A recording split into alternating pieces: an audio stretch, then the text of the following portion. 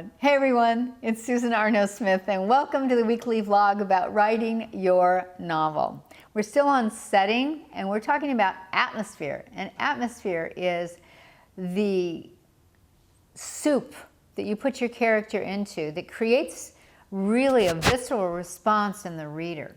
And when you do this correctly, it makes us really care and worry about your main character. And that's what you want. At every juncture, all of these assignments are trying to really get you to specifically think about how you can get us to care about your character in the situation you've placed your character.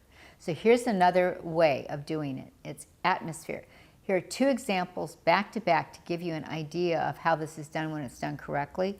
The first one is an early book of James Ellroy's. It's called Brown's Requiem. And what's interesting and curious is Ellroy's not really happy with this book anymore. He's extremely highly critical of his work. But I think this is brilliant, especially as one of his first books because it's got kind of a rawness about it. Here's what he writes.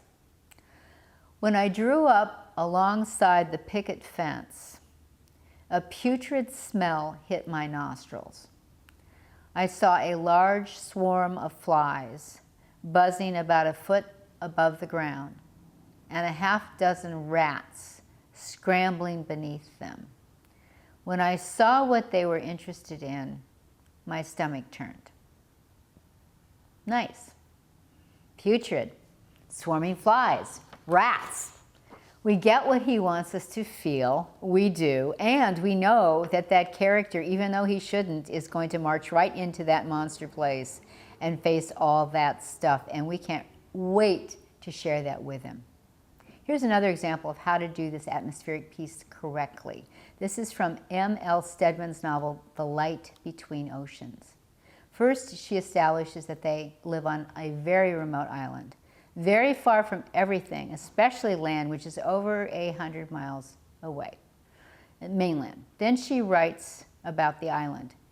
And this is part of a long sentence, but the end of it goes this way, and it describes the island as jutting up the highest of a string of undersea mountains that rose from the seafloor like teeth along a jagged jawbone, waiting to devour any innocent ships in their final dash for the harbor.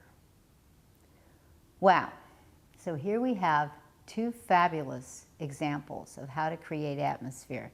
One of a character about to go into a very bad, very scary, dark place. The other character unable to get away without being devoured. Your turn. See what you can do. See if you can create a spot in your novel where you use setting brilliantly to create a feeling of such unease that we will follow your character anywhere. Right, and I'll see you next week.